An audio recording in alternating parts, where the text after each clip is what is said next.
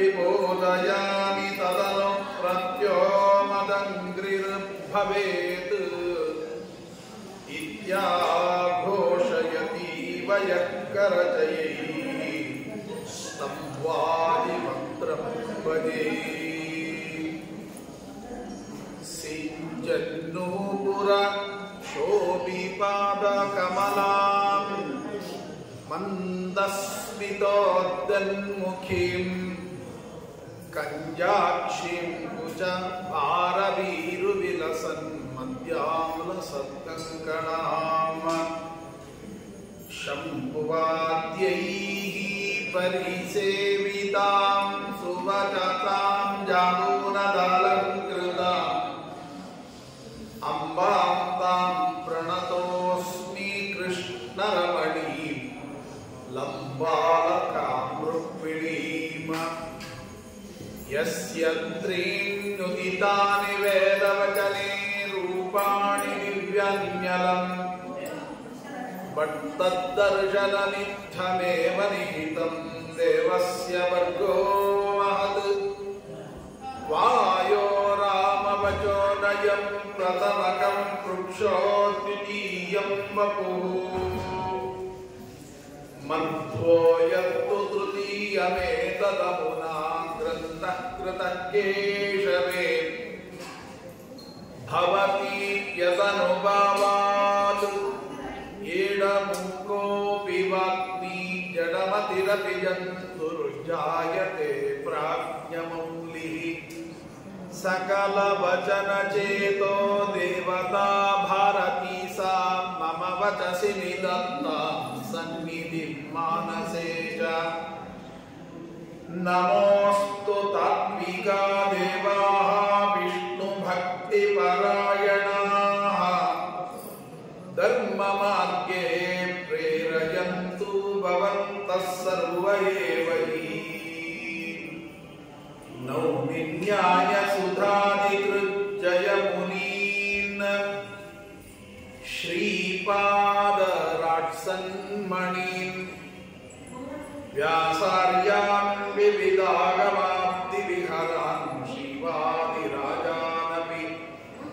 वन्दे हंसवरान् रघूत्तमगुरून् वैदग्ध्यवारान् निधीन् श्रीसत्यव्रत राघवेन्द्र मुनिपान् सद्बोधसध्यानपान् रङ्गोत्तुङ्गतरङ्गमङ्गलकर श्रीतुङ्गभद्रातट प्रत्यस्तद्विजपुङ्गवालय सन्मन्त्रालयार्चे पुरे नव्येन्द्रोफल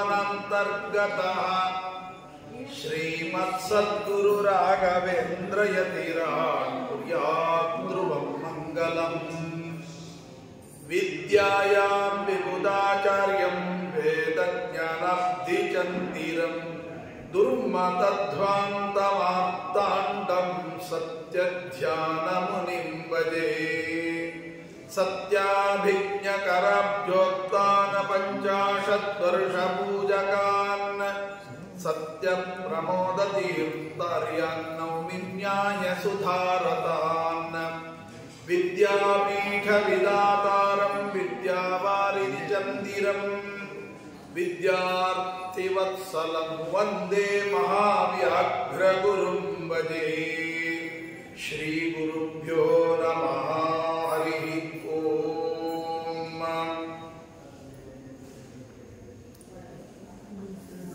ಇವತ್ತಿನ ಪರಮ ಪವಿತ್ರವಾಗಿರತಕ್ಕಂತಹ ದಿನ ಶ್ರೀಪಾದರಾಜರ ಆರಾಧನಾ ಮಹೋತ್ಸವ.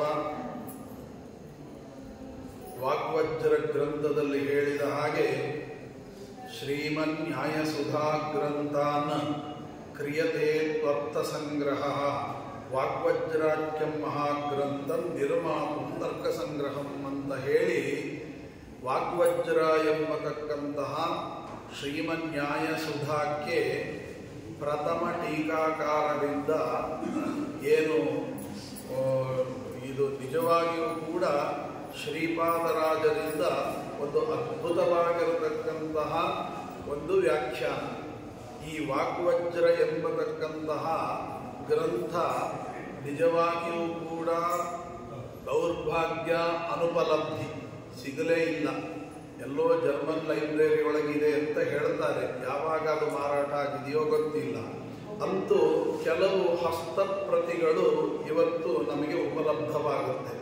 ಅದರಲ್ಲಿ ಹೇಳ್ತಾರೆ, ಅವರು ಹೇಳುವ ಹಾಗೆ ಶ್ರೀಮನ್ ನ್ಯಾಯಸುಧಾ ಗ್ರಂಥಾನ್ ಕ್ರಿಯತೇತು ಅರ್ಥಸಂಗ್ರಹ. ಇಡೀ ಶ್ರೀಮನ್ ನ್ಯಾಯಸುಧಾ ಗ್ರಂಥದ ಅರ್ಥಗಳನ್ನೆಲ್ಲ ಸಂಗ್ರಹ ಮಾಡಿ ಬರೆದ ಗ್ರಂಥ ಅಂತ. ಅಂದರೆ ವಾಗ್ವಜ್ರವನ್ನು ಓದಿದರೆ ಸಮಗ್ರ ನ್ಯಾಯಸುಧಾದೊಳಗೆ ಏನು ಅರ್ಥಗಳು ತುಂಬಿದೆ ಎನ್ನುವಂತಹ ಒಂದು ಅದ್ಭುತವಾದ ವಿಚಾರಗಳು ನಮಗೆ ಗೋಚರವಾಗುತ್ತೆ.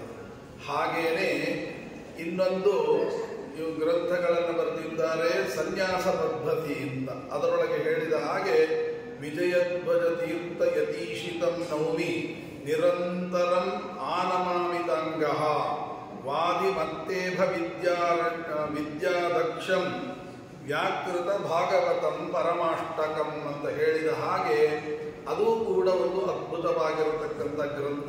ಹೀಗೆ ಅನೇಕ ಗ್ರಂಥಗಳನ್ನು ಮಹಾನುಭಾವರು ಜಗತ್ತಿಗೆ ನೀಡಿದ್ದಾರೆ. ಅದರಲ್ಲಿಯೂ ಕೂಡ ವಿಶೇಷವಾಗಿ ಅವರ ಮಹಿಮೆಯಲ್ಲಿ ಕೊಂಡಾಡಿದಂತೆ ಅನೇಕ ವಿಚಾರಗಳನ್ನು ನಮಗೆ ಹೇಳ್ತಾರೆ. ಮುಖ್ಯವಾಗಿ ಸಾಳುವ ನರಸಿಂಹರಾಜ ಅಂತ ಅವರಿಗೆ ಬಂದಿರತಕ್ಕಂತಹ ಬ್ರಹ್ಮಹತ್ಯಾ ದೋಷ.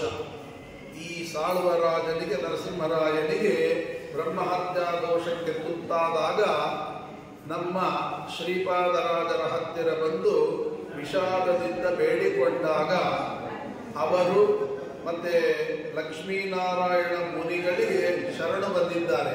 ಆಗಿನ ಮುಳಬಾಗಿಲಿನ ವಿದ್ಯಾಪೀಠದ ಕುಲಪತಿಗಳಾಗಿದ್ದರು. ಆದ್ದರಿಂದ ಅವರಿಗೆ ಶರಣು ಬಂದಾಗ ಗುರುಗಳು ಶಿಷ್ಯ ಪ್ರೇಮ, ಅವನ ಯೋಗ್ಯತೆಯನ್ನೆಲ್ಲವನ್ನು ಕೂಡ ತಿಳಿದುಕೊಂಡು ಬ್ರಹ್ಮಹತ್ಯಾ ದೋಷ ಪರಿಹಾರ ಆಗಿದೆ ಅಂತ ಹೇಳ್ತಾರೆ. ಆವಾಗ ಅನೇಕ ಕುಹಕಿಗಳಿರ್ತಾರಲ್ಲ, ಇದೆಲ್ಲ ಹೇಗೆ ಸಾಧ್ಯ ಹಾಗೆಲ್ಲ ಹೇಳಿದ್ದಾರೆ. ಆಗ ಗೇರು ಎಣ್ಣೆಯಲ್ಲಿ ಬಿಳಿ ಬಟ್ಟೆಯನ್ನು ಅದ್ದಿ ತೆಗೆದಾಗ ಕಲೆ ಹೋಗೋದಿಲ್ಲ. ಅದನ್ನೂ ಕೂಡ ಪ್ರೋಕ್ಷಣೆ ಮಾಡಿ ಶುದ್ಧಿ ಮಾಡಿ ಬ್ರಹ್ಮಹತ್ಯಾ ದೋಷ ಪರಿಹಾರ ಆಗಿದ್ರೆ ಶುದ್ಧಿ ಆಗುತ್ತೆ ಅಂತ ಹೇಳಿ ಅದನ್ನು ಮಾಡಿ ತೋರಿಸಿರತಕ್ಕಂಥ ಮಹಾನುಭಾವರು. ಹೀಗೆ ಅನೇಕ ಅವರ ಅದ್ಭುತವಾಗಿರತಕ್ಕಂತಹ ಚರಿತ್ರೆಗಳನ್ನು ನಾವು ಕೇಳುತ್ತೇವೆ. ಹಾಗೆ ಅನೇಕ ಚರಿತ್ರೆಗಳಲ್ಲಿ ಒಂದು ವಿಚಾರವನ್ನು ನಾವು ತಿಳಿಯಬೇಕಾಗಿದೆ. ಅವರ ಮತ್ತೆ ಮಹಿಮೆಯನ್ನು ಕೊಂಡಾಡತಕ್ಕಂತಹ ಅನೇಕ ಇದೆ. ವ್ಯಾಸರಾಯರೇ ಅವರನ್ನು ಕೊಂಡಾಡ್ತಾರೆ. ಇನ್ನೇನು ಬೇಕು? ಯದದೀತಂ ತದದೀತಂ ಏತನ್ನವೀನ ವ್ಯಾಸೇನ ಅಂತ ಒಬ್ಬ ಅದ್ವೈತನಿಂದ ಹೇಳಿಸಿಕೊಳ್ಳಲ್ಪಡುವಂತಹ ವ್ಯಕ್ತಿತ್ವ ಯಾವ ವ್ಯಾಸರಾಜರಿಗಿದೆ, ಮುನಿತ್ರಯಗಳಲ್ಲಿ ಒಬ್ಬರಾಗಿರತಕ್ಕಂಥ ವ್ಯಾಸರಾಜರು ಅವರ ಬಾಯಿಯಿಂದ ತಮ್ಮ ಗುರುಗಳ ಮಹಿಮೆಯನ್ನು ಹೊಗಳುವಾಗ ಹೇಳ್ತಾರೆ, ಮಹಿಮೆ ಸಾಲದೆ ಇಷ್ಟೇ ಮಹಿಮೆ ಸಾಲದೆ ಅಂತ. ಅತಿಶಯನ ಒಲುಮೆಯಿಂದ ಮಹಿಮೆಯೊಳೆಂಬ ಶ್ರೀಪಾದರಾಯರ. ಅಂದರೆ ಈ ಮಹಿಮೆ ಹೇಗೆ ಅಂತ ಕೇಳಿದರೆ ಅದನ್ನೇ ಶ್ರೀ ವಿಜಯರಾಯರು ಹೇಳುವಂತಹದ್ದು. ಏನು ಅಂತ ಹೇಳ್ತಾರೆ? ನಿನ್ನ ಒಲುಮೆಯಿಂದ ನಿಖಿಳ ಜನರು ಬಂದು ಮನ್ನಿಸುವರ ಮಹಾರಾಯ. ನೋಡಿ, ಅವರೇ ಬಂದ್ಬಿಟ್ರು. ಆರಾಧನೆ ಮಾಡ್ತೀವಿ ಅಂದ್ರೆ ಸಾಕು, ನಾನೇ ನೀವಲ್ಲಿಂದ ನೀವು ಬರ್ತೇವೆ. ಅದು ಅವರ ಮಹಿಮೆಯನ್ನು ಕೊಂಡಾಡಿದ್ರ ಫಲ ಏನು ಅಂದ್ರೆ ತಕ್ಷಣ ಫಲ ಕೊಟ್ಬಿಡ್ತೇನೆ. ಹಾಗಾಗಿ ಆ ರೀತಿಯಾಗಿ ಹೇಳಿದ ಹಾಗೆ ವಿಜಯರಾಯರು ಹೇಳುವ ಮಾತು, ನಿನ್ನ ಒಲುಮೆಯಿಂದ ನಿಖಿಳ ಜನರು ಬಂದು ಮನ್ನಿಸುವರ ಮಹಾರಾಯ ಅಂತ.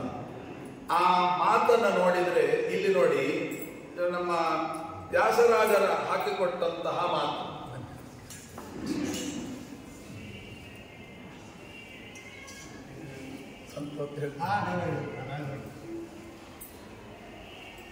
ಆವಾಗ ಅಲ್ಲಿ ಹೇಳ್ತಾರೆ, ಮಹಿಮೆ ಸಾಲದೆ, ಇಷ್ಟೇ ಮಹಿಮೆ ಸಾಲದೆ ಅಂತ ಹೈಷಯನ ಒಲುಮೆಯಿಂದ, ಶೇಷಶಾಹಿಯಾಗಿರತಕ್ಕಂಥ ಭಗವಂತನ ಒಲುಮೆಯಿಂದ, ಅದನ್ನೇ ವಿಜಯರಾಯರು ಹೇಳ್ತಾರೆ ನಿನ್ನ ಒಲುಮೆಯಿಂದ. ನಿನ್ನ ಅಂತನ್ನುವ ಶಬ್ದಕ್ಕೆ ಅಹಿಶಯನ ಅಂತರ್ಥ. ಹಾಗೆ ನಿಖಿಳ ಜನರು ಬಂದು ಮನ್ನಿಸುವರು ಮಹಾರಾಯ ಅಂತ ಅವರು ಹೇಳಿದರೆ, ಇಲ್ಲಿ ಅವರ ಮಹಿಮೆ ಸಾಲದೆ, ಎಷ್ಟು ಹೇಳಿದರೂ ಕೂಡ ಕಡಿಮೆ ಅನ್ನುವ ಹಾಗೆ ಇಲ್ಲಿ ಕೊಂಡಾಡಿದ್ದಾರೆ. ಅದರಲ್ಲಿಯೂ ಕೂಡ ಶ್ರೀಪಾದರಾಜರೇ ಹೇಳಿದಂತಹ ಕೆಲವು ಮಾತುಗಳನ್ನು ನೋಡಿದರೆ ಅದು ಶಾಸ್ತ್ರೀಯ ಪರಿಭಾಷೆಗಳಿಂದ ತುಂಬಿದ್ದು ಅಂತನ್ನೋದು ಗೋಚರವಾಗುತ್ತೆ. ಒಂದು ಕಡೆ ಕೃತಿಯಲ್ಲಿ ಹೇಳ್ತಾರೆ ಶ್ರೀಪಾದರಾಜರು ಏನು ಅಂತ, ಮನೆಯಿಂದ ಸಂತೋಷ ಕೆಲವರಿಗೆ ಲೋಕದೊಳು, ಆಮೇಲೆ ಧನದಿಂದ ಸಂತೋಷ, ಸತಿಯಿಂದ ಸಂತೋಷ, ಸುತರಿಂದ ಸಂತೋಷ, ಇವೆಲ್ಲವನ್ನು ಕೂಡ ಹೇಳುವಂಥದ್ದನ್ನು ನಾವು ಕಾಣ್ತೇವೆ. ಶಾಸ್ತ್ರ ಹೇಳುತ್ತೆ ಈ ರೀತಿಯಾಗಿ ಹೇಳೋದು ಸರಿಯೇ ಅಂದರೆ, ಇವತ್ತು ಇಡೀ ಶಾಸ್ತ್ರದ ಮಥಿತವಾದ ಅರ್ಥ ಏನು ಅಂತಂದ್ರೆ, ಸಂಸಾರ ಬಂಧನದಲ್ಲಿ ಏನು ಸಿಕ್ಕಿ ಹಾಕಿಕೊಂಡು ಒದ್ದಾಡ್ತಾನೆ, ಇದೆಲ್ಲ ಯಾಕೆ, ಎಲ್ಲ ತಿಳ್ಕೊಂಡ್ರು ಸಾತ್ವಿಕನಾಗಿರ್ತಾನೆ, ಎಲ್ಲವೂ ನಿಜ, ಮತ್ತೆ ಒಳ್ಳೆಯ ಸಂಘ ಇರುತ್ತೆ, ಆದರೂ ಕೂಡ ಯಾಕೆ ಸಂಸಾರದಲ್ಲಿ ಬಿದ್ದು ಒದ್ದಾಡ್ತಾನೆ ಅಂತನ್ನೋದಕ್ಕೆ ಶಾಸ್ತ್ರ ಹೇಳಿದ್ದನ್ನೆಲ್ಲ ಒಂದು ಕಡೆ ಕೂಡಿಸಿದ್ರು. ಎಲ್ಲ ನಿಜ, ಸಾಧನೆ ಎಲ್ಲ ಫಸ್ಟ್ ಕ್ಲಾಸ್ ಮಾಡ್ತಾನೆ, ಆದರೆ ಏನಂದ್ರೆ ಹೆಂಡತಿಯ ಮೇಲೆ ವಿಪರೀತ ವ್ಯಾಮೋಹ. ಇನ್ನು ಕೆಲವರಿದ್ದರು ಒಳ್ಳೆ ಸಾಧಕರು, ಆದರೆ ಮಗನ ಮೇಲಿನ ವ್ಯಾಮೋಹ. ಇನ್ನೆಲ್ಲ ಸರಿ. ಇದರಲ್ಲಿ ಹೇಳ್ತಾರೆ ಗರುಡ ಪುರಾಣದಲ್ಲಿ ಹೇಳಿದ ಹಾಗೆ, ಕುರಂಗ ಮಾತಂಗ ಪತಂಗ ಭಿನ್ನ, ಇದು ಕುರಂಗ ಮಾತಂಗ ಪತಂಗ ಭೃಂಗ ಮೀನಾಹತ ಪಂಚಭಿರೇವ ಪಂಚ ಅಂತ. ಈ ಒಂದೊಂದು ಇಂದ್ರಿಯಗಳಿಗೆ ಸೋತಂತಹ ಒಂದೊಂದು ಪ್ರಾಣಿಗಳು ಜೀವನವನ್ನೇ ಕಳ್ಕೊಳ್ತಾರೆ. ಆಗ ಅದನ್ನು ನೋಡಿ ಅಪಹಾಸ್ಯ ಮಾಡುವ ಮನುಷ್ಯನಿಗೆ ಹೇಳುತ್ತೆ, ಅಲ್ಲಪ್ಪ ನಾವು ಒಂದೊಂದು ಇಂದ್ರಿಯಗಳಿಂದ ಸೋತು ನಾವು ಒದ್ದಾಡ್ತಾ ಇದ್ರೆ ನೀನು 5 ಇಂದ್ರಿಯಗಳಿಗೆ ಸೋತಿದೆಯಲ್ಲ, ನಿನಗತಿ ಏನು ಅಂತ ಅಂತರ ಅಪಹಾಸ್ಯ ಮಾಡಿದ ಹಾಗಿರುತ್ತೆ. ಅದನ್ನೇ ಇಲ್ಲಿ ಹೇಳ್ತಾ ಇದ್ದಾರೆ, ಒಂದೊಂದು ಇಂದ್ರಿಯಗಳಿಗೆ ಸೋತು ಒದ್ದಾಡತಕ್ಕಂಥ ವ್ಯಕ್ತಿತ್ವವನ್ನು ನೋಡಿದರೆ ಈ ಸಂಸಾರ ಅನ್ನೋದು ಹಾಗೆ. ಯಾಕೆ ಎಲ್ಲಾ ಸಾಧನೆ ಮಾಡ್ತಿರ್ತಾನೆ, ಎಲ್ಲೋ ಒಂದು ಚಿಕ್ಕ ತೊಂದರೆಯನ್ನ ದೇವರು ಅಡಗಿಸಿಟ್ಟು ಬಿಟ್ಟಿರ್ತಾನೆ. ಏನು ಪುತ್ರ ವ್ಯಾಮೋಹ ವಿಪರೀತ, ಇನ್ನೆಲ್ಲ ಸರಿ ಇದೆ. ಕೆಲವರಿಗೆ ಹೆಂಡತಿಯ ವ್ಯಾಮೋಹ ವಿಪರೀತ, ಇನ್ನೆಲ್ಲ ಸರಿ ಇದೆ. ಈ ಇಡೀ ಸಂಸಾರದಲ್ಲಿ ಈ ರೀತಿಯಾಗಿ ಮುಳುಗಲಿಕ್ಕೆ ಕಾರಣವೇ ಈ ಒಂದು ಅತಿಯಾದ ವ್ಯಾಮೋಹ. ನಾವೇನ್ ಮಾಡಿಬಿಡ್ತೇವೆ, ನಮ್ಮ ಮಾರ್ಗದಲ್ಲಿ ಇಲ್ಲ ಅಂದ್ರೆ, ಅವನೇನಾದ್ರು ದಾರಿ ತಪ್ಪಿದ ಅಂದ್ರೆ ದೂರ ಇಟ್ಬಿಡ್ತೇವೆ. ನಮ್ಮ ಶ್ರೀಪಾದರಾಜರ ದೊಡ್ಡ ಕರುಣಾಮಯಿಗಳು. ಯಾಕೆ ಅಂದ್ರೆ ಅಂತಹ ವ್ಯಕ್ತಿಗಳನ್ನು ದೂರ ಮಾಡಲಿಲ್ಲ, ಹತ್ರ ಸೇರಿಸಿದ್ರು. ಅವನಿಗೊಂದು ಬುದ್ಧಿವಾದವನ್ನು ಹೇಳಿದ್ರು. ನೋಡಿ ಈ ಪದದಲ್ಲಿ ಹೇಗಿದೆ ಅಂದ್ರೆ, ಸುತರಿಂದ ಸಂತೋಷ ಕೆಲವರಿಗೆ ಲೋಕದೊಳು. ಆ ಸುತರಿಂದ ಸಂತೋಷ ಕೆಲವರಿಗೆ ಲೋಕದೊಳು ಅಂದ್ರೆ ಅದಕ್ಕೆ ಒಂದು ಉದಾಹರಣೆ ನಾವು ನೋಡಬೇಕಾದ್ರೆ ಸದೃಷ್ಟಾಂತೋಹಿ ಭಾರತದಲ್ಲಿ ನೋಡಿದಾಗ ಗೊತ್ತಾಗುತ್ತೆ. ನಮ್ಮ ದ್ರೋಣಾಚಾರ್ಯರು ಎಂತಹ ದೊಡ್ಡ ವ್ಯಕ್ತಿತ್ವ, ಎಷ್ಟು ದೊಡ್ಡ ತತ್ವಜ್ಞಾನಿಗಳು, ಎಲ್ಲ ನಿಜ.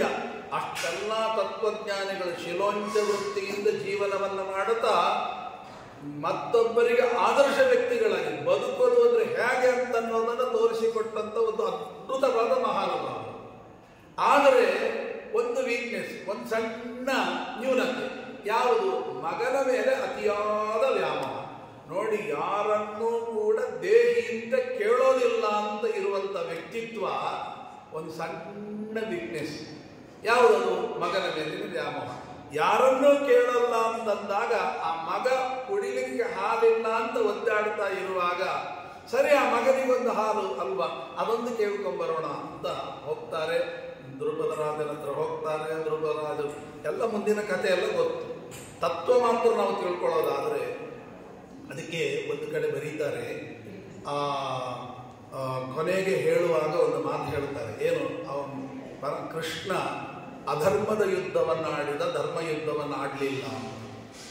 ಆಗ ಯಾಕೆ ಹೇಳಿದರೆ, ಮಹಾಭಾರತದಲ್ಲಿ ದ್ರೋಣಾಚಾರ್ಯರನ್ನು ಸಂಹಾರ ಮಾಡುವಾಗ ಅಶ್ವತ್ಥಾಮಾಹತ ಅಂದ್ರೆ ಏನಂತ? ಅಶ್ವತ್ಥಾಮಾಚಾರ್ಯರು ಸತ್ತು ಹೋದರು.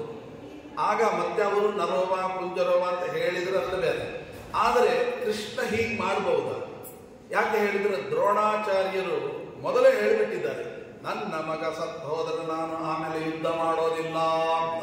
ಇದು ಗೊತ್ತಿದ್ದೆ ಅಶ್ವತ್ಥಾಮ ಅಂತ ಹೇಳಿಬಿಟ್ರಲ್ವಾ, ಇದು ಮೋಸ ಅಲ್ವಾ ಅಂದರೆ ಅದಕ್ಕೆ ಬರೀತಾರೆ ಅವನು ಅಧರ್ಮ ಯುದ್ಧ ಮಾಡಲೇ ಇಲ್ಲ. ಯದಾ ಯದಾ ಹಿ ಧರ್ಮಸ್ಯ ಗ್ಲಾನಿರ್ಭವತಿ ಭಾರತ ಅಭ್ಯುತ್ಥಾನ, ಆ ಧರ್ಮ ಎತ್ತಿ ಹಿಡಿಯಲಿಕ್ಕಾಗಿಯೇ ಸಂಭವಾಮಿ ಯುಗೆ ಯುಗೆ ಅಂತ ಹೇಳಿ ಮತ್ತೆ ಅಧರ್ಮ ಯುದ್ಧ ಮಾಡಲಿಲ್ಲ. ಮತ್ತೆ ಹಾಗಾದ್ರೆ ಯಾಕೆ ಇಲ್ಲಿ ಹೀಗೆ ಮಾಡಿದ್ರು? ಅದರ ಒಳಗಿನ ಅಭಿಪ್ರಾಯ ಇಷ್ಟು, ಏನು ಅಂದರೆ ಅವನಿಗೇನು ಬೇಡ. ಮತ್ತೆ ಯಾಕೆ ಅಂದರೆ ಅಶ್ವತ್ಥಾಮಾಚಾರ್ಯ ಅಲ್ಲ ದ್ರೋಣಾಚಾರ್ಯ, ನೀವು ಎಷ್ಟು ಸರಿಯಾದ ಮಾರ್ಗದಲ್ಲಿದ್ರಿ ಅಂದರೆ ಇನ್ನೇನು ನಿಮಗೆ ಸಾಧನೆ ಪರಿಪೂರ್ಣ ಆಗೋಗ್ಬೇಕು, ಅಷ್ಟು ಒಳ್ಳೆ ರೀತಿಯಲ್ಲಿದ್ರಿ.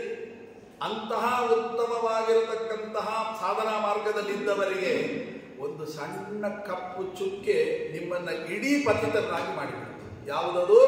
ಈ ಅಶ್ವತ್ಥಾಮ ಎಂಬತಕ್ಕಂಥ ಪುತ್ರ ವ್ಯಾಮೋಹ ಇದೆಯಲ್ಲ, ಅದು ನಿಮ್ಮನ್ನ ಇವತ್ತಿನ ದಿವಸ ಹತರರಾಗಲಿಕ್ಕೆ ಕಾರಣವೇ ಆ ಪುತ್ರ ವ್ಯಾಮೋಹ. ನೋಡಿ ಅಲ್ಲಿಂದ ಏನಾಯಿತು? ಸ್ವಧರ್ಮೇ ನಿಧನಂ ಶ್ರೇಯ ಪರಧರ್ಮೋ ಭಯಾವಹ. ನಮ್ಮ ಧರ್ಮ ನಮಗೆ ಶ್ರೇಷ್ಠ, ಇನ್ನೊಂದು ಎಷ್ಟೇ ಶ್ರೇಷ್ಠ ಆಗಿದ್ರು ಅದು ನಮಗೆ ಅಧರ್ಮ. ಅದು ಏನು ಅಂತಂದ್ರೆ ಭಯಕ್ಕೆ ಕಾರಣ.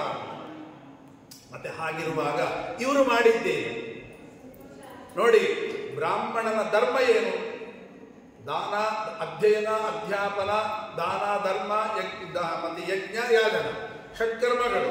ಅದು ಬಿಟ್ಟು ನೀವು ಯುದ್ಧ ಮಾಡೋದು, ಶಸ್ತ್ರ ಹಿಡಿಯೋದು ಅಲ್ರಿ, ಏನ್ ತಪ್ಪು? ಪರಧರ್ಮೋ ಭಯ, ಅದು ಭಯಕ್ಕೆ ಕಾರಣ. ಹಾಗಾದ್ರೆ ಇವತ್ತು ನೀವು ಇಷ್ಟೆಲ್ಲ ಧರ್ಮ ಬಿಡ್ಲಿಕ್ಕೆ ಕಾರಣ ಆ ಪುತ್ರ ವ್ಯಾಮೋಹ. ಅದಕ್ಕೆ ಹೋಗಿ ಆಕಳನ್ನ ಕೇಳಿದ್ರೆ ಆಕಳವನ್ನು ಕೊಡಲ್ಲ ಅಂತ ಅಲ್ಲಿಂದ ಮತ್ತೆ ದ್ವೇಷ ಬೆಳೆಯಿತು. 12 ವರ್ಷ ವಿದ್ಯೆ ಕಲಿತು. ಎಲ್ಲಕ್ಕೆ ಕಾರಣ ಯಾವುದು? ಆ ಪುತ್ರ ವ್ಯಾಮೋಹ. ಅದರಿಂದ ಇವತ್ತಿನ ದಿವಸ ನೋಡಿ, ಇಡೀ ಪರಮ ಪವಿತ್ರವಾಗಿರತಕ್ಕಂತಹ ಸಾಧನಾ ಶರೀರ, ಅದಕ್ಕೆ ಹೇಳ್ತಾರಲ್ಲ, ಸಾಧನ ಶರೀರವಿದು ನೀಲೆಯಲ್ಲಿ ಕೊಟ್ಟದ್ದು, ಸಾಧಾರಣವಲ್ಲ ಸಾಧತ್ರಿಯಲ್ಲಿ.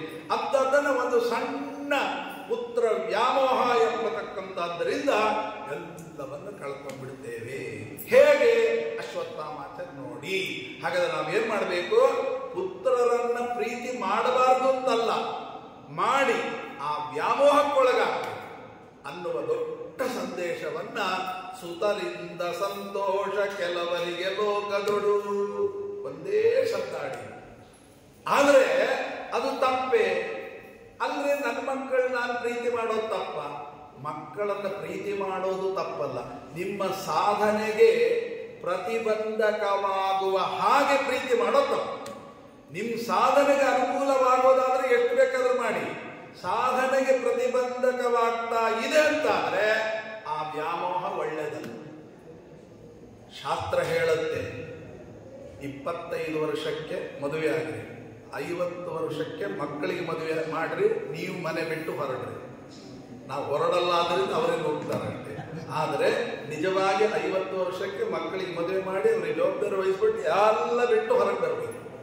ಇದು ಹೋಗಲಿಲ್ಲ ಅಂದ್ರೆ ಯಾಕೆ ಹೋಗಲ್ಲ?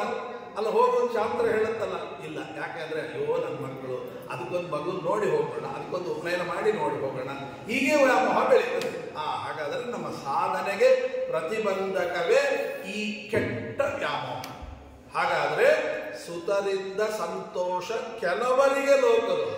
ಕೆಲವರಿಗೆ ಅಂದ್ರೆ ಎಲ್ಲರೂ ಆ ಥರ ವ್ಯಾಮೋಹಕ್ಕೊಳಗಾಗಿ ತಮ್ಮ ಸಾಧನೆಯನ್ನು ಹಾಳು ಮಾಡ್ಕೊಳ್ಳಲ್ಲ. ಕೆಲವರು ಅವರು ನೋಡಿ ಕಲೀರಿ, ನಾವು ಹಾಗಾಗಬಾರದು. ಈಗ ಆಗಲೇ ಹೇಳಿದ ಹಾಗೆ ಕುರಂಗ, ಮಾತಂಗ, ಪತಂಗ, ಮೃಗ, ಯಾಕೆ ಒಂದೊಂದನ್ನು ದೃಷ್ಟಾಂತ ಕೊಟ್ಟರು? ಆ ತರ ನಿಮ್ಮ ಇಂದ್ರಿಯಗಳನ್ನ ಒಂದೊಂದಕ್ಕೆ ವ್ಯಾಮೋಹಿಸಿ ಕಳ್ಕೋಬೇಡ್ರಿ, ಸಾಧನೆ ಹಾಳು ಮಾಡ್ಕೋಬೇಡ್ರಿ. ಹಾಗಾದ್ರೆ ಎಷ್ಟು ದೊಡ್ಡ ಸಂದೇಶವನ್ನು ನಮಗೆ ಕೊಟ್ಟರು. ಈ ರೀತಿಯಾಗಿರತಕ್ಕಂತಹ ಸಂದೇಶದಿಂದ ನಮಗೆ ತಿಳಿಯುತ್ತದೆ. ಹಾಗಾದರೆ ಏನ್ ಮಾಡಿದ್ರು? ಈ ಸಾಧನೆ ಯಾರು ಮಾಡೋಲ್ಲ, ಸಜ್ಜನರು ಏನ್ ಮಾಡಿಬಿಡ್ತಾರೆ ಗೊತ್ತಾ? ದೂರ ತಳ್ತಾರೆ. ಯಾಕಪ್ಪ ಅವನ ಸಹವಾಸ, ಅವನಿಗಂತೂ ಸಾಧನೆ ಬೇಕಾಗಿಲ್ಲ, ಅವನ ಜೊತೆಗೆ ನಾವಿದ್ಬಿಟ್ರೆ ನಮ್ಮ ಸಾಧನೆನೂ ಹಾಳಾಗೋಗುತ್ತೆ ಅಂತ ದೂರ ಇಟ್ಟು ಬಿಡ್ತಾರೆ. ಯಾರು ಹತ್ರ ಸೇರಿಸಲ್ಲ. ಈ ಹರಿವಂಶದಲ್ಲಿ ಹೇಳ್ತಾರೆ ಏನು ಅಂತಂದ್ರೆ, ಅಂತಹ ತಪ್ಪುಗಳನ್ನು ಮಾಡಿದರೆ ಗೋಹತ್ಯ, ಗೋಹತ್ಯಾ ಪಾಪ. ಯಾರು ವಿಶ್ವಾಮಿತ್ರರ 7 ಜನ ಮಕ್ಕಳು ಗೋಹತ್ಯಾ ಪಾಪ ಮಾಡಿದರು. ಅದರಿಂದ ಏನಾಯಿತು? ಸಪ್ತವ್ಯಾಧ ದಶಾರಣೇಶು ಮೃಗ ಕಾಲಂಜರೆ. ಹಾಗಾದರೆ ವ್ಯಾಧರಾಗಿ ಹುಟ್ಟಿದ್ರು. ವ್ಯಾಧರಾಗಿ ಯಾಕೆ? ಗೋಹತ್ಯಾ ಮಾಡಿದ್ದರಿಂದ. ಹಾಗಾದರೆ ಗೋಹತ್ಯಾ ಅಂದರೆ ಏನು? ಗೋ ಅಂದರೆ ಶಾಸ್ತ್ರ, ಅದರ ಹತ್ಯ ಹನನ. ಯಾವಾಗ ಶಾಸ್ತ್ರವನ್ನ ಸರಿಯಾಗಿ ಅಧ್ಯಯನ ಮಾಡದಿದ್ದರೆ, ಅಧ್ಯಯನ ಅಧ್ಯಾಪನಾದಿಗಳನ್ನು ಮಾಡದಿದ್ದರೆ ಗೋಹತ್ಯ ಪಾಪ. ಆ ಗೋಹತ್ಯ ಪಾಪಕ್ಕೆ ಏನು ಫಲ ಅಂತ ಹೇಳಿದ್ರಲ್ಲಿ ಬೇಡರ ಜನ್ಮ. ಹಾಗಾದರೆ ಬೇಡರ ಜನ್ಮ ಶಾಸ್ತ್ರ ಎಷ್ಟಾಗುತ್ತೋ, ಸಮೀರ ಶಾಸ್ತ್ರ ವಿಚಾರಹೀನ ಅಂತ ಏನು ವೇದೇಶ್ವರರು ಹೇಳ್ತಾರೆ. ಆ ಸಮೀರ ಶಾಸ್ತ್ರದ ವಿಚಾರ ಮಾಡದೇ ಇರತಕ್ಕಂಥದ್ದು ಒಂದೊಂದು ಕ್ಷಣವೂ ಕೂಡ ತದ್ದಿನಂ ದುರ್ದಿನಂ ಅಂತ ಕೆಟ್ಟ ಕರಾಳವಾದ ದಿನ ಮತ್ತೊಂದಿಲ್ಲ. ಅಷ್ಟರ ದಿನ ಒಂದು ಅಕ್ಷರವನ್ನಾದರೂ ಶಾಸ್ತ್ರ ಅಧ್ಯಯನ ಮಾಡಬೇಕು. ಅಧ್ಯಯನ ಇಲ್ಲದೆ ಜೀವನ ಮಾಡಿದರೆ ಆ ಜೀವನ ವ್ಯರ್ಥ ಅಂತ ಹೇಳ್ತಾರೆ. ಹಾಗಾದ್ರೆ ಗೋ ಹತ್ಯ ಅಂದ್ರೆ ಏನು? ಆ ಶಾಸ್ತ್ರವನ್ನು ಅಧ್ಯಯನ ಮಾಡುವ ಅವಕಾಶವನ್ನ ದೇವರು ಕೊಟ್ಟರೂ ಕೂಡ ಕೇವಲ ಲೌಕಿಕ ವ್ಯಾಮೋಹಗಳಿಗೆ ಬಲಿಯಾಗಿ ಅದನ್ನು ಯಾರು ಕಲಿಯೋದಿಲ್ಲ. ಅದಕ್ಕೆ ಸಾಧನ ಶರೀರವಿದು ನೀದೆಯಲ್ಲಿ ಕೊಟ್ಟಿದ್ದಾನೆ, ಅದನ್ನು ಬಳಸ್ಕೊಳ್ಳಿಲ್ಲ ಅಂದ್ರೆ ನಮ್ಮಂತ ದುರ್ದೈವಿಗಳು ಮತ್ತೊಬ್ಬರಿಲ್ಲ. ಹಾಗಾದ್ರೆ ಗೋಹತ್ಯ ಮಾಡಿದರೆ ಏನು ಫಲ ಬರುತ್ತೆ? ಬೇಡರ ಜನ್ಮ ಬರ್ತದೆ. ನಾವೇನ್ರಿ ನಮಗೆ ಒಳ್ಳೆ ಜನ್ಮ ಬಂದಿದೆಯಲ್ಲ, ನಮಗೇನು ಬೇಡರ ಜನ್ಮ ಬಂದಿಲ್ವಲ್ಲ, ಮತ್ತೆ ನೀವು ಹೇಳ್ತೀರಿ ಸಾಧನ ಮಾಡದಿದ್ದು ಗೋಹತ್ಯ ಮಾಡಿದರೆ ಶಾಸ್ತ್ರ ಓದಿಲ್ಲ, ಮತ್ತೆ ಆದರೆ ನಮಗೇನು ಬೇಡರ ಜನ್ಮ ಬಂದಿಲ್ವಲ್ಲ ಅಂದ್ರೆ ಬೇಡರ ಜನ್ಮ ಇದೇ ಜನ್ಮದಲ್ಲೇ ಬರಬೇಕು ಅಂತಿಲ್ಲ. ಅಥವಾ ಬಂದರೂ ಕೂಡ ಬೇಡರ ಜನ್ಮ ಅಂದ್ರೆ ಏನು? ಎಲ್ಲೋ ಜಾತಿಯಲ್ಲಿ ಹುಟ್ಟಬೇಕು ಅಂತಿಲ್ಲ. ಸಜ್ಜನರಿಗೆ, ಸಾತ್ವಿಕರಿಗೆ ನಾವು ಎಷ್ಟು ಹತ್ರ ಹೋದರೂ ನಮ್ಮನ್ನು ಅವರು ಸೇರಿಸಲಿಲ್ಲ ಅಂದ್ರೆ ಅವರಿಗೆ ನಾವು ಬೇಡಾದವರಾಗಿ ಬಿಟ್ರೆ ಮತ್ತೆ ಅದೇ ಬೇಡರ ಜನ್ಮ. ಬೇಡರ ಜನ್ಮ ಅಂದ್ರೆ ಏನು? ಸಾತ್ವಿಕರಿಗೆ, ಸಜ್ಜನರಿಗೆ ಮತ್ತೆ ಜ್ಞಾನಿಗಳಿಗೆ ನಾವು ಬೇಡ ಅಂತಾದ್ವಿ ಅಂದ್ರೆ ಅದಕ್ಕಿಂತ ದೊಡ್ಡ ದುರ್ದೈವ ಮತ್ತೊಂದು. ಇದು ಯಾಕೆ ಬಂತು? ಗೋಹತ್ಯೆ ಮಾಡಿದ್ರು. ಗೋಹತ್ಯೆ ಅಂದ್ರೆ ಏನು? ಶಾಸ್ತ್ರ ಓದಬೇಕು ಅಂತ ಕಿಂಚಿತ್ತು. ಇವತ್ತು ಒಂದು ತಿಳ್ಕೊಳ್ಳಿ, ಉದ್ಯೋಗ ಸಿಗಲಿಲ್ಲ ಅಂತ ಬಂದು ಏನು ಸೇವಾ, ಎಷ್ಟು ಜಪ, ಎಷ್ಟು ಉಪವಾಸ, ಎಷ್ಟು ಚಾತುರ್ಮಾಸ ಎಲ್ಲ ಮಾಡ್ತಾನೆ. ದೇವರು ಒಳ್ಳೆ ಉದ್ಯೋಗ ಕೊಟ್ಟರು ಅಂತ ತಿಳ್ಕೊಳ್ಳಿ. ಆ ಉದ್ಯೋಗಕ್ಕೆ ಸೇರಿದ ಮೇಲೆ ಸಂಧ್ಯಾವಂದನ ಬಿಟ್ಟ, ಜಪ ಬಿಟ್ಟ, ತಪ ಬಿಟ್ಟ, ಆಚರಣೆ ಬಿಟ್ಟ, ಎಲ್ಲ ಹಾಳಾಗೋಯ್ತು. ಕೇಳಿದ್ರೆ ಹೆಂಗ್ ಮಾಡೋದ್ರು? ಉದ್ಯೋಗ ಆಗಿದೆ ಅಂತ ಕರ್ಮಕ್ಕೆ ಯಾಕೆ ಉದ್ಯೋಗ ಮಾಡಿ? ಹಾಗಾದ್ರೆ ಉದ್ಯೋಗ ಸಂಪಾದನೆ ಮಾಡಬಾರ್ದು ಅಂತ ನಾನು ಹೇಳಲಿಲ್ಲ. ಯಾವಾಗಲೂ ಧರ್ಮದ ಉಳಿವಿಗಾಗಿ ಕೆಲಸ ಬೇಕೇ ಹೊರತು ಕೆಲಸಕ್ಕಾಗಿ ಧರ್ಮವನ್ನೇ ಕಳ್ಕೊಳ್ಳುವಂತಹ ಇದು ದೌರ್ಭಾಗ್ಯ ಯಾಕೆ? ಇದು ನಮ್ಮ ಜೀವನದಲ್ಲಿ ಯುವಕರಲ್ಲಿ ಮೂಡಬೇಕಾದಂತಹ ಜಾಗೃತಿ. ಯಾಕೆ ಅಂದರೆ ಯಾವತ್ತಿಗೂ ಕೂಡ ಧರ್ಮಕ್ಕಾಗಿ ಕರ್ಮ ಬಿಡಬೇಕೇ ಹೊರತು ಕರ್ಮಕ್ಕಾಗಿ ಧರ್ಮ ಬಿಡೋದು. ಇದರರ್ಥ ಉದ್ಯೋಗ ಬಿಡಿ ಅಂತ ನಾನು ಹೇಳ್ತಾ ಇಲ್ಲ. ಉದ್ಯೋಗ ಮಾಡ್ತಾ ಧರ್ಮ ಬಿಡಬೇಡಿ ಅಂತ ಹೇಳೋದಷ್ಟೇ. ಮೂಲ ಉದ್ದೇಶ ಅಷ್ಟೇ.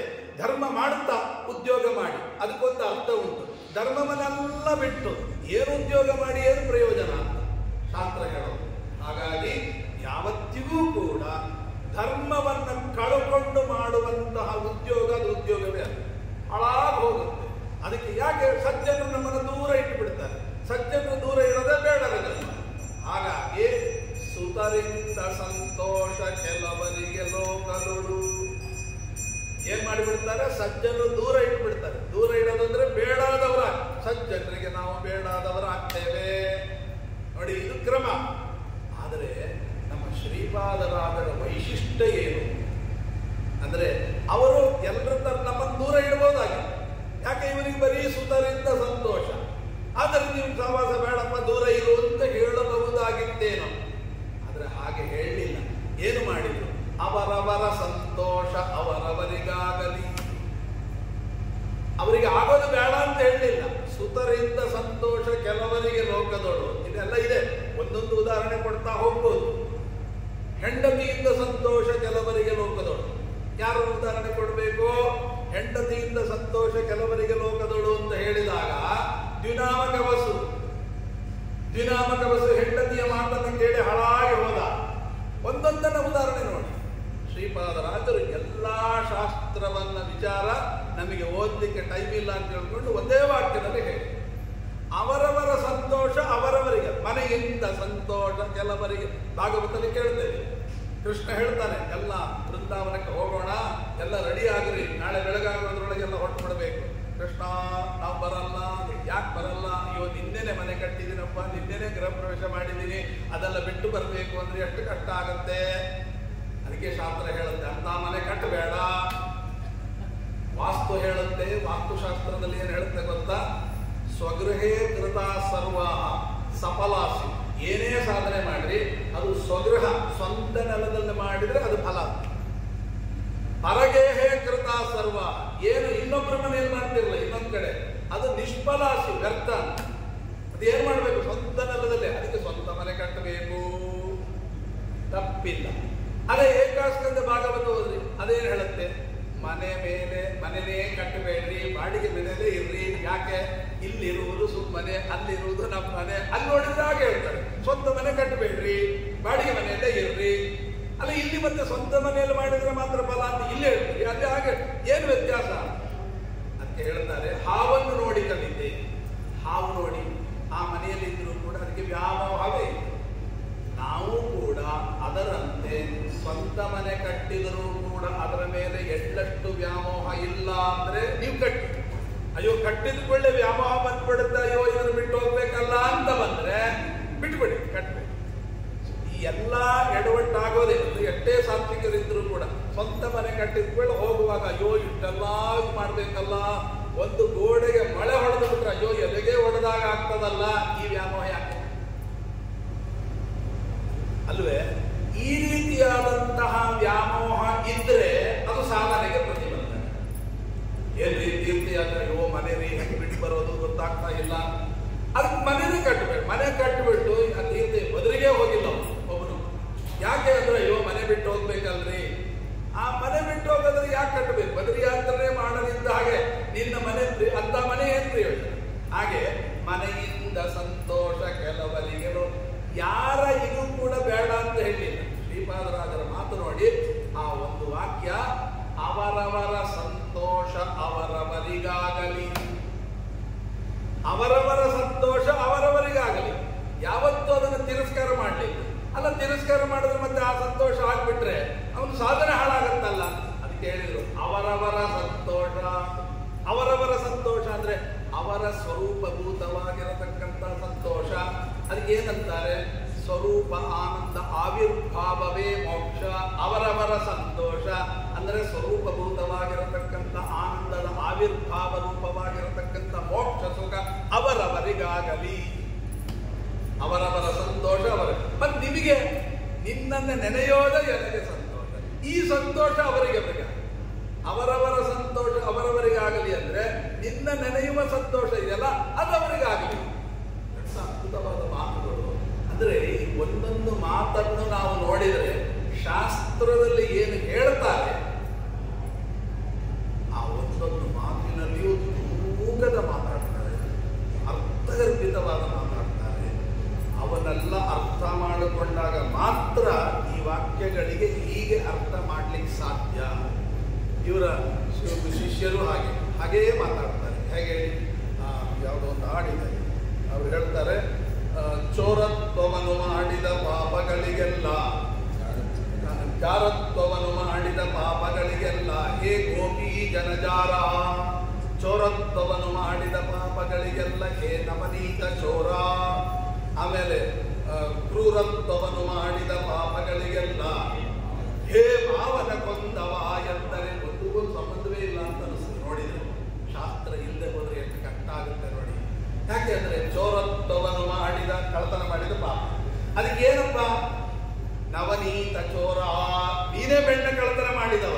ಕಳ್ಳತನ ಮಾಡಿದ್ದು ನಾವು, ಅವನಿಗೆ ಹೆಸರೇನು? ನೀನು ಬೆಣ್ಣೆ ಕಳ್ಳತನ ಮಾಡಿದವ ಅಂದ್ರೆ ಅವನು ಬೆಣ್ಣೆ ಕಳ್ಳತನ ಮಾಡಿದ್ದು ಆಗುತ್ತಾ? ಈಶಾವಾಸ್ಯಮಿದಂತರ್ವಂ ಯತ್ಕಿಂಚ ಜಗತ್ಯಾಂ ಜಗತ್. ಮತ್ತೆ ಅವನು ಬೆಣ್ಣೆ ಕಳ್ಳ ಮಾಡಿದ ಅಂತ ಹೇಗೆ ಹೇಳಲಿಕ್ಕೆ ಬರಲ್ಲ. ಅವನ ವಸ್ತುವನ್ನು ತಗೊಂಡ್ರೆ ಕಳ್ಳ ಅಂತ ಹೇಗೆ? ಮತ್ತೆ ನೀವು ನವನೀತ ಚೋರ ಆಗ್ಬಿಟ್ರಲ್ಲ.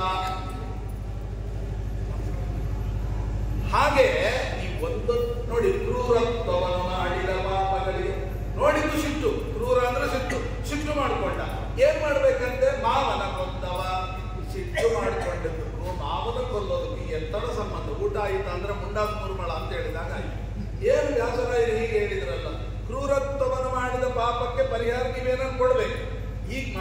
ಆವಾಗ ಸಿಟ್ಟು ಕಮ್ಮಿ ಆಗುತ್ತೆ. ಮನೋನಿಯಾಮಕ ರುದ್ರದೇವರ ಸ್ಮರಣೆ ಮಾಡ್ರಿ, ಅವ್ರನ್ನ ಬೇಡ್ಕೋರಿ, ಆಗ ಮನಸ್ಸು ಕಂಟ್ರೋಲ್ ಏನೋ ಒಂದು ಹೇಳಬೇಕು. ಅದು ಬಿಟ್ಟು ಮಾವನ ಕೊಂದದ್ದಕ್ಕೂ ಈ ಸಿಟ್ಟು ಮಾಡಿಕೊಳ್ಳೋದಕ್ಕೂ ಸಂಬಂಧ ಇದೆ ಅಂತ ಎಷ್ಟು ಕಷ್ಟ ಆಗುತ್ತೆ. ಅದಕ್ಕೆ ಸ್ವಲ್ಪ ಒಳಗಡೆ ಹೋದ್ರೆ ಅರ್ಥ ಆಗುತ್ತೆ. ಇದೆಲ್ಲ ಶ್ರೀಪಾದರಾಜರು ಹಾಕೊಟ್ಟಂತ ಮಾರ್ಗ ವ್ಯಾಸರಾಯರಿಗೆ. ಏನು ಅಂದ್ರೆ ಮಾವನ ಕೊಂದವ ಅಂದ್ರೆ ಶಾಸ್ತ್ರ ನೋಡಿ, ಗೀತೆ ಓದಬೇಕು. ಗೀತೆಯಲ್ಲಿ ಏನು ಹೇಳುತ್ತೆ ಅಂದ್ರೆ, ಈಗ ನಿಮಗೆ ಸಿಟ್ಟು ಬಂತಲ್ಲ, ಈ ಸಿಟ್ಟು ಯಾವುದರಿಂದ ಉಂಟಾಗುತ್ತೆ ಅಂತ ಮೊದಲು ಹುಡುಕ್ತಾ ಹೋದ್ರೆ, ಸಂಗಾತ್ ಸಂಜಾಯತೆ ಕಾಮ, ಕಾಮಾತ್ ಕ್ರೋಧೋ ವಿಜಾಯತೆ. ಹಾಗೆ ಗೀತೆ ಏನ್ ಹೇಳ್ತು, ನಿಮಗೆ ಕ್ರೋಧ ಬಂತಲ್ಲ, ಅದು ಎಲ್ಲಿಂದ ಬಂತು? ಕಾಮಾತ್ ಕ್ರೋಧೋ ವಿಜಾಯತೆ. ಆ ಕೆಟ್ಟ ಕಾಮಗಳು ನಮ್ಮಲ್ಲಿ ಉಂಟಲ್ವ, ಅದಿದ್ದರಿಂದ ಕ್ರೋಧ ಬಂದದ್ದು. ಆ ಕೆಟ್ಟ ಕಾಮಗಳಿಗೆ ಅಭಿಮಾನಿ ದೈತ್ಯ ಯಾರು? ಕಾಲನೇವಿ. ಅವನೇನಾಗಿ ಹುಟ್ಟಿದ್ದಾನೆ? ಇಲ್ಲಿ ಮಾವನಾಗಿ ಹುಟ್ಟಿದ್ದಾನೆ. ಮಾವನ ಕೊಂದವ ಅಂದ್ರೆ ನಿಮ್ಮ ಕ್ರೋಧಕ್ಕೆ ಕಾರಣೀಭೂತವಾಗಿರತಕ್ಕಂಥ ಕೆಟ್ಟ ಕಾಮ ಏನಿದೆ, ಆ ಕಾಮವನ್ನುಂಟು ಮಾಡುವ ದೈತ್ಯ ಏನಿದ್ದಾನೆ ಕಾಲನೇವಿ, ಅವನನ್ನ ಕೊಂದವ. ಕಾಮನ ಸತ್ತೋಯ್ತು ಅಂದ್ರೆ ಇನ್ನು ಕ್ರೋಧ ಎಲ್ಲಿಂದ? ಹಾಗಾದ್ರೆ ಕ್ರೋಧಕ್ಕೆ ಮೂಲ ಯಾವುದೋ ಅದನ್ನು ಹಿಡೀರಿ. ಅದನ್ನು ಯಾರು ಮಾಡಿದರೋ ಆ ದೈತ್ಯನ ಸಂಹಾರ ಮಾಡ್ರಿ. ಆ ದೈತ್ಯನ ಸಂಹಾರ ಮಾಡಿದವ ಅಂತವನನ್ನು ಕೊಂಡಾಡಿ ಬಿಟ್ರೆ ಕಾಮ, ಕೆಟ್ಟ ಕಾಮಗಳು ಹೋಯಿತು. ಆ ಕೆಟ್ಟ ಕಾಮಗಳು ಹೋಯಿತು ಅಂತಂದ್ರೆ ಕ್ರೋಧವು ಹೋಗುತ್ತೆ. ಇದಿಷ್ಟು ಶಾಸ್ತ್ರದ ಸ್ಥಳ ಅದು ಇಲ್ಲದೆ ಹೋದ್ರೆ ಕ್ರೂರತ್ವವನ್ನು ಮಾಡಿದ ಪಾಪಗಳಿಗೆಲ್ಲ ಮಾವನ ಕೊಂದವ ಒಂದಕ್ಕೊಂದು ಸಂಬಂಧ. ಹಾಗೆಯೇ ಜಾತಿದು ಚೋರತ್ವವನ್ನು ಮಾಡಿದ ಪಾಪಗಳು, ದಿನನಿತ್ಯ ಚೋರತ್ವ ಪಾಪ. ಯಾಕೆ ಹೇಳಿ? ಎಲ್ಲ ದೇವರು. ನಾನು ಆ ಶಬ್ದಗಳನ್ನ ನಾನು ಉಪಯೋಗಿಸಿದ್ರೆ, ಇದರಲ್ಲಿ ಹೇಳ್ತಾರೆ ಯಾದವಾರ್ಯರ ಕಥೆಯಲ್ಲಿ, ಶಬ್ದಸ್ಯ ಗಿ ಬ್ರಹ್ಮಣ ಏಷ ಪಂಥಾಯ ನಾಮ ವಿದ್ಯಾಯತ ಧೀರವ. ಒಂದೊಂದು ಶಬ್ದಗಳು ಎಲ್ಲವೂ ಭಗವಂತನನ್ನು ಕೊಂಡಾಡುವ ಶಬ್ದ. ನಾನೇನಾದರೂ ವ್ಯವಹಾರಕ್ಕೆ ಅದನ್ನು ಬಳಸಿದೆ ಅಂದ್ರೆ ನಾನು ಒಬ್ಬ ಕಳ್ಳ. ಹಾಗಾದ್ರೆ ದಿನಕ್ಕೆ ಎಷ್ಟು ವ್ಯರ್ಥ ಶಬ್ದಗಳನ್ನು ಆಡ್ತೀವಿ. ಮತ್ತೆ ಆ ಎಲ್ಲವೂ ಕೂಡ ಕಳ್ಳತನವೇ ತಾನೆ. ಎಂತ ದೊಡ್ಡ ಕಳ್ಳರು ನಾವು. ಈಗ ಪರಿಹಾರ ಏನ್ ಮಾಡಬೇಕು? ನವನೀತ ಚೋರ ಎಂದರೆ ಸಾಲನೆ. ಒಂದು ಅರ್ಥವೇ ಆಗುತ್ತೆ. ಹೇಗೆ ಅಂದ್ರೆ, ನವನೀತ ಚೋರ ಅನ್ನುವ ಶಬ್ದಕ್ಕೆ ಹೇಗೆ ಸಮನ್ವಯ ಮಾಡೋದು? ಅದ್ಭುತವಾದ ಅರ್ಥಗಳು. ಸಾಮಾನ್ಯ ಮೇಲ್ನೋಟಕ್ಕೆ ಅರ್ಥ ಏನು? ನವನೀತ ಅಂದ್ರೆ ಬೆಣ್ಣೆ ಕಳ್ಳ. ಇದು ಹಾಗಲ್ಲ. ಅದಕ್ಕೆ ನವ ನೀತ ಚೋರ. ನವನೀತ ಅಂದ್ರೆ ನವ ಅನ್ನುವ ಶಬ್ದಕ್ಕೆ ಹೊಸ ಅಂತ ಅರ್ಥ. ನವ ಅನ್ನುವ ಶಬ್ದಕ್ಕೆ 9 ಅಂತ ಅರ್ಥ. ನವ ಅಂದ್ರೆ ಹೊಸದು ಅಂತ. ನೀತ ಅಂದ್ರೆ ತರೋದು. ಹೊಸತನ್ನ ತರುವವರು ಯಾರು? ಅವರು ನವನೀತ. ಯಾರು ಹೊಸತನ್ನ ತರುವವರು? ಸುಮಧ್ವಿದಲ್ಲಿ ಹೇಳ್ತಾರೆ, ರಾಮಾರ್ಜನೆಯೋ ನಯತ ಪ್ರಸೂನಂ ದ್ವಾಭ್ಯಾಂಕರಾಭ್ಯಾಂ ಅಭವತ್ ಪ್ರಯತ್ನ ಏಕೇನ ದೋಷ್ಣಾನಯತೋ ಗಿರೀಂದ್ರಂ ಸಂಜೀವನಾದ್ಯಾಕ್ರಯಮರ್ಜನಾಭೂತ್. ರಾಮಚಂದ್ರ ದೇವರ ಪೂಜೆಗೆ ಪ್ರತಿನಿತ್ಯ ಹೂವನ್ನು ತರುವಾಗ ಹೊಸ ಹೂವನ್ನೇ ತರೋದು. ಅಂದ್ರೆ ಯಾರೂ ಪರಿಮಳವನ್ನ ಆಗ್ರಹಣ ಮಾಡದಿರುವ ಹೊಸ ಹೂವನ್ನ ರಾಮಚಂದ್ರ ದೇವರಿಗೆ ಪ್ರತಿನಿತ್ಯ ಯಾರು ತರ್ತಾರೋ ಅವರು ನವನೀತರು. ಯಾಕೆ ಅಷ್ಟು ಭಾರ ಆಯಿತು? ಅದಕ್ಕೆ ಹೇಳ್ತಾರೆ, ಭಕ್ತಿ ಬರ ವಿನುಷ್ಣ. ಎಷ್ಟು ಭಕ್ತಿ? ಶ್ರವಣಂ ಕೀರ್ತನಂ ವಿಷ್ಣೋ ಸ್ಮರಣಂ ಪಾದ ಸೇವನಂ ಅರ್ಚನಂ ವಂದನಂ ದಾಸ್ಯಂ ಸಖ್ಯಂ ಆತ್ಮನಿವೇದನ. ಹಾಗಾದ್ರೆ ಭಕ್ತಿ ಬರ ಎಷ್ಟದು? ನವ ಅಂದ್ರೆ 9 ವಿಧವಾದ ಭಕ್ತಿಶ್ಚೇನ್ನವ ಲಕ್ಷಣ ಅಂತೇನು ಹೇಳ್ತಾರೆ. ಅಷ್ಟು ಭಕ್ತಿಯಿಂದ ತುಂಬಿದ ಹೂವನ್ನ ಭಾರದಂತೆ ತಂದ್ರು ರಾಮಚಂದ್ರ ದೇವರಿಗೆ. ಹಾಗಾದ್ರೆ ನವ ಅನ್ನುವ ಶಬ್ದಕ್ಕೆ 9 ಅನ್ನುವ ಶಬ್ದ ಅರ್ಥ ಬಂತು, ಹೊಸ ಅನ್ನುವ ಅರ್ಥನೂ ಬಂತು. ನೀತ ರಾಮದೇವರ ಪೂಜೆಗೆ ಹೂವನ್ನು ತರುವವರು ಯಾರು? ಮುಖ್ಯ ಪ್ರಾಣದೇವರು. ಅವರು ನವನೀತರು. ಎಲ್ಲಿದ್ದಾರೆ? ನಮ್ಮ ಹೃದಯದೊಳಗೇ ಇದ್ದಾರೆ. ಅವರು ಹೊರಗೆ ಬಂದಾದ್ರೆ ಮುಗಿಯಿತು. ಪೆಣವೆಂದು ಪೇಳುವರು ಶ್ರೀಪಾದರಾಜರ ಮಾತಿನಲ್ಲಿ ನಾವು ತಿಳ್ಕೊಳ್ಳೋದು. ಹಾಗಾದ್ರೆ ಅಂತ ನವನೀತರನ್ನ ನಾವು ಎಷ್ಟರ ಮಟ್ಟಿಗೆ ಕಾಪಾಡಿಕೊಂಡಿದ್ದೀವಿ? ಮಧ್ಯರಾತ್ರಿ ಒಬ್ಬ ಕಳ್ಳ ಮನೆಗೆ ಬಂದು ಕೋಟಿ ರೂಪಾಯಿ ಹೊಡ್ಕೊಂಡು ಹೋದ್ರೆ ಎಚ್ಚರ ಆಗಲ್ಲ, ಬೆಳಿಗ್ಗೆ ಆದ್ಮೇಲೆ ಎಚ್ಚರ ಆಗೋದು. ಅದೇ ನೋಡಿ, ಮೂಗು ಬಾಯಿ ಎಂತ ಗಾಢ ನಿದ್ದೆ ಇರಲಿ, ಮೂಗು ಬಾಯಿ 2 ಮುಚ್ಚಿರಿ, 2 ಸೆಕೆಂಡ್ ಅಲ್ಲಿ ಹಾ ಅಂತಾನೆ. ಯಾಕೆ ಅಂದ್ರೆ ನವನೀತರನ್ನ ಅಷ್ಟು ಚೆನ್ನಾಗಿ ಕಾಪಾಡ್ಕೊಂಡಿದ್ದಾರೆ. ಕಣ್ಣಲ್ಲಿ ಕಣ್ಣಿಟ್ಟುಕೊಂಡು ಕಾಪಾಡ್ತಾನೆ. ಯಾರನ್ನ? ನವನೀತರನ್ನ. ಅಷ್ಟು ಚೆನ್ನಾಗಿ ಕಾಪಾಡಿಕೊಂಡಿದ್ರು ಕೂಡ ನಮ್ಮ ಸಮಯ ಮುಗಿಯಿತು ಅಂತಾದ್ರೆ ಏನ್ ಮಾಡ್ತಾನೆ? ನಮಗೇ ಗೊತ್ತಿಲ್ಲದ ಹಾಗೆ ಆ ನವನೀತರನ್ನ ನಮಗೆ ಗೊತ್ತಿಲ್ಲದ ಕರ್ಕೊಂಡು ಹೊರಟೋಗ್ತಾನೆ. ಆದ್ದರಿಂದ ನವನೀತ ಚೋರ ಅಂತ ತಿಳ್ಕೊಂಡ್ರೆ, ಅಂದ್ರೆ ಪರಮಾತ್ಮ ಮುಖ್ಯ ಪ್ರಾಣದೇವರನ್ನ ಕರ್ಕೊಂಡು ಹೋಗ್ತಾನೆ ಅಂತ ತಿಳ್ಕೊಂಡ್ರೆ ಆಗ ಚೋರತ್ವವನ್ನು ಮಾಡಿದ ಪಾಪಗಳಿಗೆಲ್ಲ ಹೀಗೆ ಒಂದೊಂದು ಅರ್ಥಗಳನ್ನು ಹೇಳ್ತಾ ಹೋಗ್ತಾರೆ. ಅಂತಹ ಹಾಗೆ ಜಾರತ್ವವನ್ನು ಮಾಡಿದ ಪಾಪಗಳಿಗೆಲ್ಲ ಹೇ ಗೋಪಿ ಜನಜಾರ. ಗೋಪಿ ಜನಜಾರ ಅಂದ್ರೆ ಒಂದು ಗೋಪಿಕಾ ಸ್ತ್ರೀಯರನ್ನ ಕಾಪಾಡಿದವ ಅಂತ ಒಂದರ್ಥ. ಜಾರ ಅನ್ನುವ ಶಬ್ದಕ್ಕೆ ಜರಯತೀತಿ ಜಾರ, ಕಳೀತಾನೆ. ಏನನ್ನ ಕಳೀತಾನೆ? ಯಾರದ್ದು ಅಂದ್ರೆ ಗೋಪಿ. ಗೋಪಿ ಅಂದ್ರೆ ಯಾರು? ಗೋಪಿ ಜನರು ಅಂದ್ರೆ ಯಾರು?